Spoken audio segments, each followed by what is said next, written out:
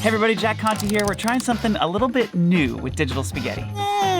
The sauce. This is Chance Nichols. He's a writer for some of the biggest YouTubers on the platform, and he also makes some of his own videos. When your car's got a big, loud engine like mine, you gotta let him go. That's Mark Celestino. He worked at Buzzfeed before he moved over to Watcher as an in-house director.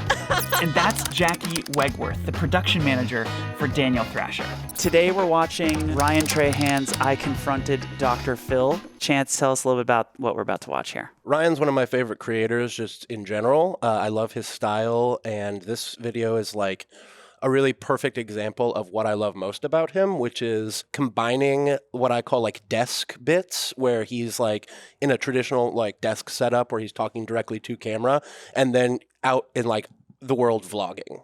And also just, I love that in this one especially, he's taking something that is like, it's an old media or like traditional media thing, like Dr. Phil. You don't get more. It's a daytime talk show. The reason you can't answer it is because you can't make sense out of nonsense. But you don't ever, there's never like any sense of like, he's not mocking Dr. Phil. He's not doing it ironically. That's what Ryan's so great at, is he's so earnestly like, I want Dr. Phil's approval more than anything in this world, and I'm going to go get him. And that's what I love about this Which video. is already just so awkward, but let's start the video. Here we go. Yeah. Howdy, it's your boy. This might come as a surprise to some of you, but 6 months ago, I was born. That's right, I'm a baby. Around the same time, I had a realization I don't have a grandfather. It's something that I don't have. And so naturally, I made a list of the grandfathers that I would possibly want. And it was... See, this idea right here. Yes. This shot. Yes. Everything about his style is so funny awkward to me. Yeah. It's ridiculous, and even in the first, like, we're 18 seconds into the video now, I think there's already been like 3 or 4 moments that are like completely self-deprecating. He's dunking on himself in the first 15 seconds of the video. There's something very relatable about that. It doesn't feel like the super high horse YouTuber. It feels relatable. It feels like I'm talking to a friend. Yes. And at the beginning, when the first thing he says is howdy. That's like his signature. Like he says that all the time. That's like his thing. But just like saying like howdy with a little pair of glasses, it's like, oh, this is like my little brother. So much more relatable than the, hey, what's up, you guys? It's like, this is a pal. He's just chatting with me. And I mean, who wouldn't want Dr. Phil as their grandfather? I feel like so many of us grew up like watching him when we came home from school, and he sort of feels like part of the family almost. I'm just noticing a lot of YouTube videos nowadays. I hate it when they're like, here's what we're going to do in the video, or in this video today, this is what we're doing. He just goes right into it, and it flows really well. Love that. Yeah, there's something, not to be this person, but I've done a lot of improv. And there's a thing in improv where they teach you start in the middle of the scene. Like a good scene, an improv scene, movies, whatever it is, isn't, hello, my name's this. All right, well, today we're here to discuss football. All right, you want to just start on them talking about football, get to the part. I love that. And it reminds me of something we've talked about on this show a lot, which is if you spoon feed people all of the context, it's actually boring. And it doesn't require your brain to fill in the gaps and to work and to deduce and deduct. And part of what makes great storytelling is it's this combination of not sharing all the context with the audience. By starting in the middle of the scene, you have so many unanswered questions. Who are these people? Where are they? Why are they here? What are their objectives? What's the purpose of this? And as your brain starts to try and figure all that out, that's you being engaged in the story. Versus if you come out at the top of the scene with, here's everything you need to know, that's like an essay, not storytelling, Yeah. Should we keep going? Let's read on. I would 18 possibly seconds. want. And it was just Dr. Phil 12 times in a row. So my plan was simple. Reach out to his team, organize an interview, and ask Dr. Phil to take me in as his own. When his team... What did it say? I love that he said howdy, Alicia. He's so unserious. howdy. He emails their official team with an interview request. This is another really funny thing that Ryan does a lot on the channel, is just messaging people directly. Like he has a whole series of just DMing like celebrities on Instagram to come to his birthday party. Mark, I'm throwing a birthday party. There will be smoked meats, sweet baby rays, and a boxing ring for you and Elon. But they never respond, really. But like just having a screenshot of like you sending a message to Drake, like, how's it going, bud? You want to like That's very funny to me. It's so hilarious because it's like, we do so much booking with Daniel, getting people onto the show, and it's like I try to be like what I think is informal and take like a friendly approach because I'm like, it's YouTube, it's unserious, but I like can't even imagine saying like, howdy, Joel or Rumi. Like, It's exactly. Ryan seems like such the guy next door. And he's so fearless and courageous, even in how he reaches out to connect with other people. There's something about that that's inspiring for me and just makes me feel like, oh, I can just talk to people and say hi, and I don't have to do this whole like social hierarchy thing. And like, I can just like be a person talking to other people. I don't know. There's something like really encouraging about that, I think, as a viewer. So much like self-confidence, and he's like so self-assured in what he's doing, and it's so fun to watch. That's like what makes it really engaging, is that he's like, I'm gonna do this and here's what I'm doing. There's no sense of like contemplation or self-doubt. It's really awesome. It's like ignorance is bliss. Yes. Of just like you're not overthinking anything, like you guys mentioned, and you just treat people like people. Like, There's a wonderful book, you'll know this as a Second City person, by Keith Johnstone. The book's called Impro.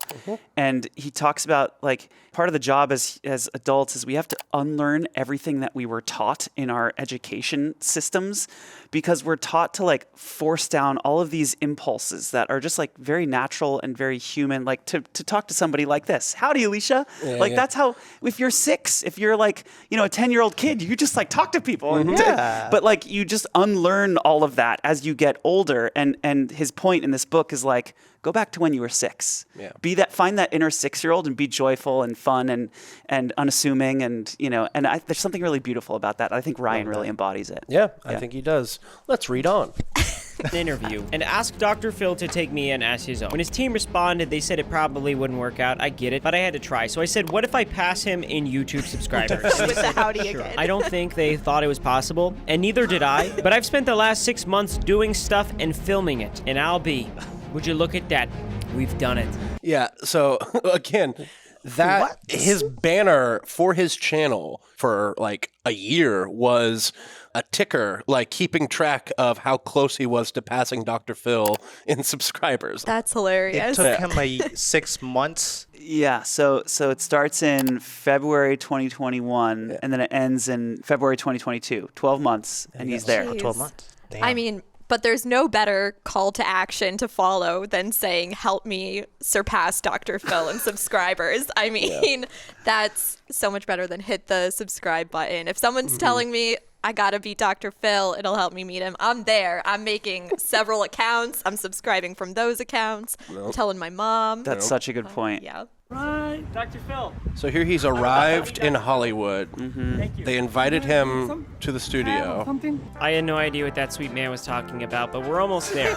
Excuse me, can you? What? Like, he's so wholesome, and he's talked about this in interviews and stuff where he's like, I don't know, I just felt like we were coming out of this. There was like an era of YouTube a few years ago where it was all about like really mean pranks, like stuff that went over the line, and it was like, and you see it with these kids these days. Some of these kids are just out to hurt people. And I'm like, not really, but you know what I mean? Like, there's just an element of Ryan's content that is so nice. He's like, I want people to smile and be happy. And I think it is harder to, it's harder to be nicer, because it's so easy to just dunk on people. You put in a little bit more effort versus just like lashing out or getting reactions. Yeah, definitely. I'd also like to point out this After's ice cream is what ruined my waistline during 2020. Let's move on. I just feel this weird imposter syndrome. He's been on the Paramount lot for a while, and I'm going to be interviewing him. He's getting so earnestly nervous, which is very fun. Hey, Dr. Phil. Oh, hey. It's not a real watch. It's always 12 o'clock. 5. Bro, piece of cake. And then the moment I had been waiting for 6 months. Ladies and gentlemen, Dr. Phil. Dr. Phil! Look at this thing he's driving. That is Dr. Phil McGraw's golf cart. Like, if I'm in Ryan's shoes right now, and I've been like, all right, I made this dumb little thing, and oh boy, I'm actually going to have to do the thing. I really put myself in a corner. Here I am on the Paramount lot or whatever. I'm about to meet Dr. Phil. And if I saw this roll up to me, my nerves would go away immediately.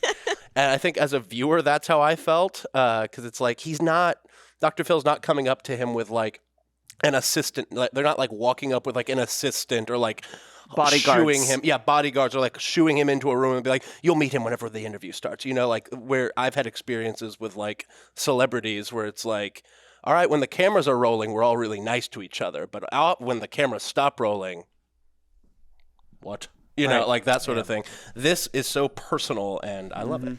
Yeah, he immediately matches Ryan's vibe. I mean, Ryan's standing there with like a toy watch that you get from a Burger King, like kids meal, and he rolls up in a golf cart with flames on it. Yeah. I mean, a match made in heaven. And like a lift kit. Like it's like a lifted golf cart. Oh my God, I didn't even notice the wheels. Look at That's the wheels. hilarious. It's so big. I think the music choice for the next montage sequence of riding in the golf cart is genius. Let's listen to this music here. Howdy. Good to see you. Oh my gosh, this golf cart. What the cat drug in. This thing is fast. How does he know it's fast? All right.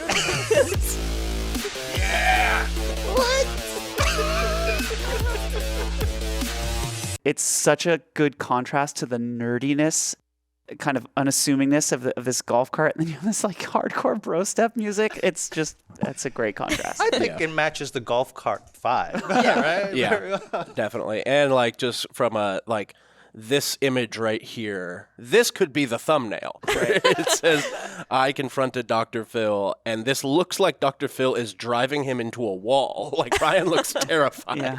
It's great. All right, here we go. Beautiful. Just kind of extra, just for like the look. Oh, cool. But you guys are already good in mic. Amazing. This thing on. I like that. That he's just doing basically what you're not supposed to do already. I'm assuming he knows. Like, Don't tap a mic. Don't tap on the mic. If you're a sound guy, you probably hate that so much, but that's hilarious to me. It's also, I'll remind you, he's not only nervous to be meeting Dr. Phil, but remember the context of this video is he wants to ask Dr. Phil to be his grandpa. Like, the stakes of this are so funny from like a story standpoint of like, he has explained like in the video, like, I've watched Dr. Phil every day after school. This is actually crazy. Like, I would come home from school and watch this dude. And now he's like, okay, and now I gotta ask him to be my grandpa. Like, you can see how nervous he is throughout this whole thing. Okay, I have to ask you guys this, because my impression watching this was that Ryan is legitimately nervous, but also putting on a little bit of the nervousness. Yeah. At least it seems like he does, like, shaking and emptying the water bottle is such like a classic cinematic nervous kind of thing. Yeah. Do you get the sense that he's doing that as well? Or do you think it's like 100% he's actually shaking, drinking a water bottle, not putting that on at all? I think he's not stifling any impulses. Like, I think most of us, like in a situation where we are nervous to like meet somebody or whatever, are really throwing up a lot of walls and like trying to bury that down deep, and that becomes a nervous tick in and of itself. I think he's just really letting it rip and not like trying to hide anything, and that does come off as a little performative, and maybe there is I think there is a performative element of it to be more entertaining. I don't know. I feel like if he was going to be nervous, he would have been nervous throughout the entire like journey of it. It's like he's been so confident and like so sure that it's gonna work out, and making his banner. It's been a year-long journey. Yeah, his eye's been on the prize for a minute, and I think you're probably right, Chance, that he's not stifling it, but I don't know. I feel like he is putting on a show. He seems like a ham for the camera. I'm kind of on your side on this, that he looks nervous to me, but he is leaning in on it. And I think you're right that whenever people just suppress your nervousness, you get more nervous, which is sort of what he's showing. Like, he's okay showing that nervousness. Yes. Yeah. No. That's my read as well, which is like, because on this show, sometimes we have, bigger creators on that I'm legitimately kind of starstruck to be talking with. And And if I just let that feeling be how I act, I'd be in this zone for, the whole, thing. But I try to, what you said is like, I try to like push it down and have like a normal conversations because I don't want them to feel awkward. Yeah. And I think, what's interesting is he's just leaning in. It seems like he's really leaning into that impulse. And it's so funny to see Phil's reaction. Yeah. And it's like, also, I mean, I feel like we all can maybe relate to this. When you're trying to get the footage for the video, there is like a element of like stress that comes with that, of like, we got to get the shot, we got to get the moment, especially with a celebrity like you said here on A Digital Spaghetti. It's like, that's how we talk about the show. The sauce. I'm Italian. It's fine. Don't come for me. I keep looking at the camera. Hi. So yeah, but it's like, this guy's time is money. Ryan's used to like, I can just kind of dick around and like film myself around Austin or whatever. Like, you can put on paper exactly how much this hour is costing this man. Yeah. And it is not a small sum, I'm sure. So it's like, that is an added element of like, all right, we're working with like old school celebrity talent. I've got to get this thing done, and I also want him to love me. That's beautiful. All right. Here we go. I'm all yours, man. All right, Dr. Phil. Thanks for coming on. Just kidding. Have you ever been nervous to interview anyone? I don't think so. I don't get nervous. I get up for it. This you music, know? I don't get nervous, but I Music get choice, pumped great music choice. for a interview if I'm gonna really get into something that I have an objective for. Right. So you kind of hype yourself up a little bit. Let's go. All right. Awesome. Okay. I did stand-up comedy for you at the Creator Games. I know. I didn't win the talent show. Did you just think my jokes, weren't that good, or? No, I got some chuckles out of that. Pause really quick, because I've noticed in the edit, right now we've sort of settled. Like I was mentioning before, there's a lot of jokes after another, and we're moving along. This is a nice shift to just like build tension with the track, with the music. Sometimes I find a lot of video, they just want to keep the momentum going, so you're not like bored in a way. Mm-hmm. Yeah. But I think these moments of just slowing down a little bit, building tension, is what makes certain scenes a lot better. Mm-hmm. Yeah, especially Ryan. Like Ryan, I feel like can get away with it just because he is so watchable, and we care about him in a way that it's like, because you're right, like people worried about like retention or click-through rate here would be like, why are we not like on a rocket car to the conclusion here? Like we need to get to the thing that everybody wants, or they're gonna click away and watch that video about Rome or whatever that's next. Like that. So yeah, that's a good point. I love the way he builds the tension too. Like he juxtaposes it with like his camera is handheld and shaky, and then it cuts to Dr. Phil and he's on sticks. We're like pushing in. It's like you can feel his anxiety. That's such a good point. That's a good point. So it's like he brings through that whole bit he's doing into the edit and is really thinking about how to like amplify that feeling. Yeah. That's such a good point. His camera is zooming and shaking, and Phil's is so static. Yeah, there's and I think you're right that like this is a long section of the video. I think this is maybe at least a third or or half of the video is just the interview. It seems like the structure of the video is a very short setup that's like a minute, which is like pretty traditional for YouTube. Here's what's gonna happen, and then there's like the journey to the thing, like actually setting it up and making it work, going to the interview, the golf cart sequence, all of that. And then the remainder is just the interview. Yeah. And I think it's the proportioning that makes it really unique and different. It's like this interview is actually quite long. It's like the bulk of the video. Mm-hmm. And there's a lot of like patience to do that, which is I think unique for YouTube. Definitely. That is unique. What's the title of this video? I confronted Dr. Phil. Which is then so crazy that it takes so long to get into that, Yeah. but it works. Yeah. Like people are still engaged, and I think it's because of his personality. Mm-hmm. I have some criticism on that. What do you got? What do you got? It sounds clickbaity because I would rather be like, I asked Dr. Phil, or I try to ask Dr. Phil to be my grandpa, would be better, because is he confronting him? He kind of Like- does here at the end. He's talking about 'cause- his stand-up clip that he didn't, or his stand-up bit that he didn't really laugh at. And my definition of clickbait is something that they premise something that doesn't deliver. I'm not saying he doesn't deliver. It's just the word confront to me. Sometimes we get very critical with our titling for Watcher because we want to make sure we're not trying to lie that something you think would happen because of the title, but it doesn't show in the video.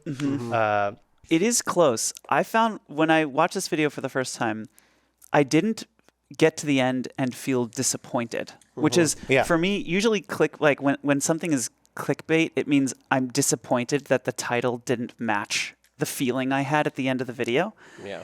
And you're right that like from a letter of the law perspective, it's not technically like a confrontation, but it kind of felt like that. And the interview felt like that. And him saying like, so why didn't I win the joke contest? Like it starts to, I don't know, at least for me, it didn't, I didn't leave feeling like, ugh, he didn't deliver on an awkward confrontation. It felt like it, point. I don't know, in some capacity he does. Yeah. Let's keep going. Yeah. Okay. I did stand-up comedy for you at the Creator Games. I know. I didn't win the talent show. Did you just think my jokes, weren't that good? Or His focus on the water bottle is so awkward. I feel like Dr. Phil's more okay, awkward well, than I have he three is. more original jokes. Agreed. This almost feels like see a if I can Between win Two you. Ferns interview with Yes. Zach Galifianakis. So who's the only person who's ever defeated The Rock?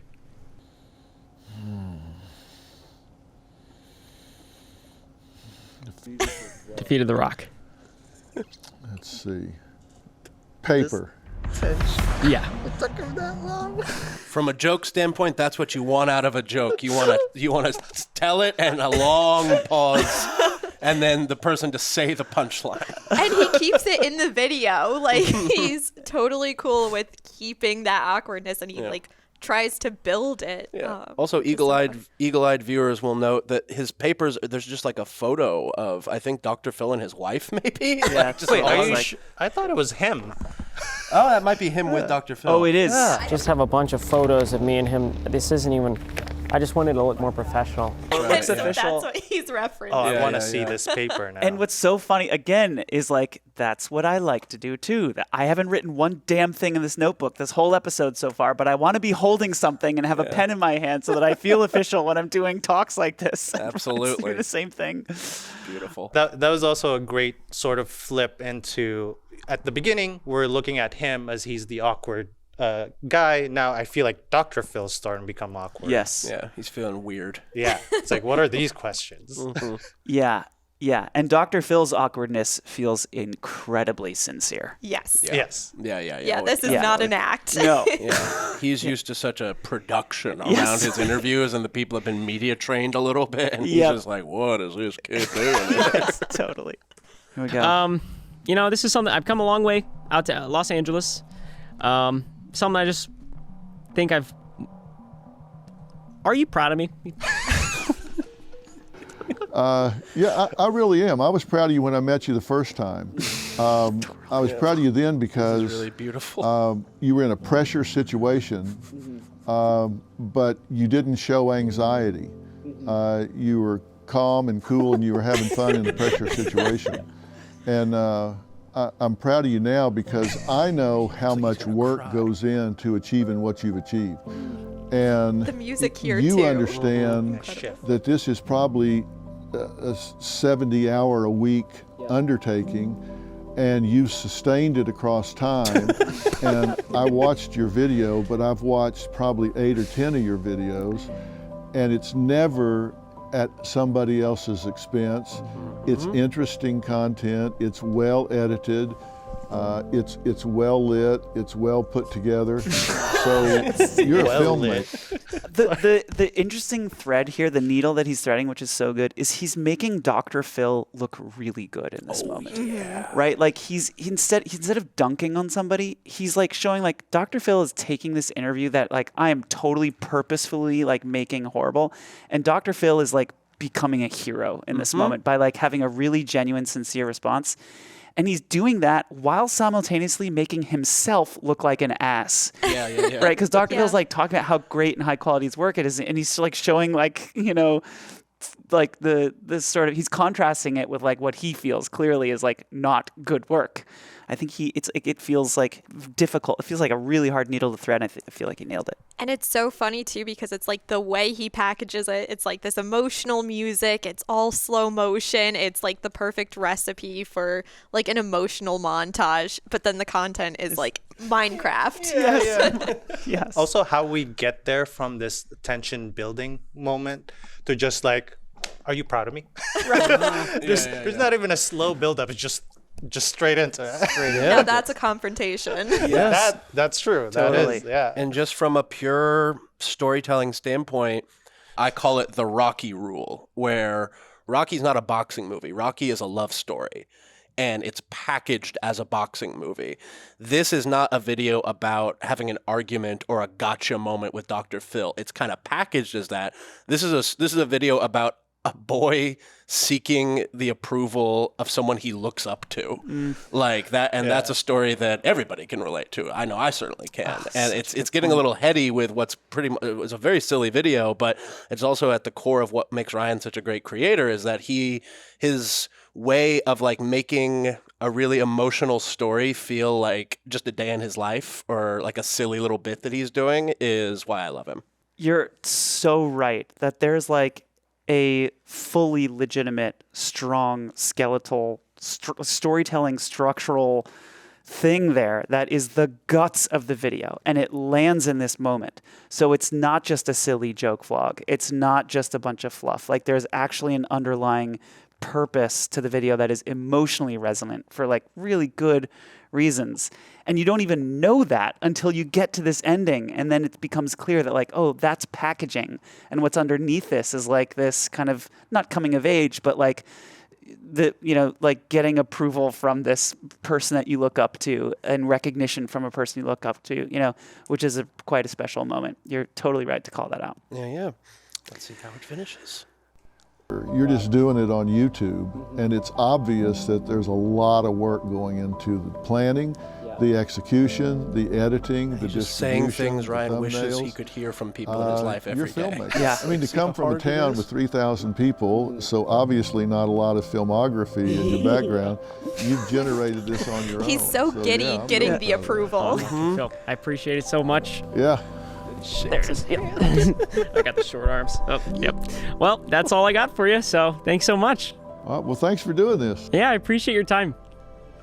Wow. Well, clearly I did not have the balls to ask Dr. Phil to be my grandfather, but it's just a weird thing to ask, like in real life. So maybe I don't have a grandpa, but I got something better. A hero. Which again is so relatable that like building yourself up to like tackle this challenge and then backing out last minute. And I love that it ends that way and that he like put it up on YouTube like that and it still is a success. At first, I was a little like, oh, I wish he did ask. But there's something so relatable to that of like, oh, yeah, I backed out. Yeah. Like last second, that's relatable. Yeah. Because we didn't even need it. It wasn't even about that. Mm-hmm. Yeah. Yep. It was about something else. And again, Rocky, a lot of people don't remember. He lost that fight in the first one. People think, oh, yeah, and it's the movie where the underdog went. No, he lost the fight. He wins the next one, and then Rocky 12, he's fighting on Mars or whatever it is. But, it doesn't need to be. Sometimes you get to the end of a story or a journey or whatever, and you realize, like, oh, I got everything I need already. Exactly. Wow. So this is the Rocky of YouTube videos. A little bit. Okay, guys, I feel like we could talk about this for hours, but we're out of time, so we got to call it. Thank you so much for coming onto the show. Really appreciate you being here and getting into the weeds of what makes this work. Yeah, thank you. That's super fun.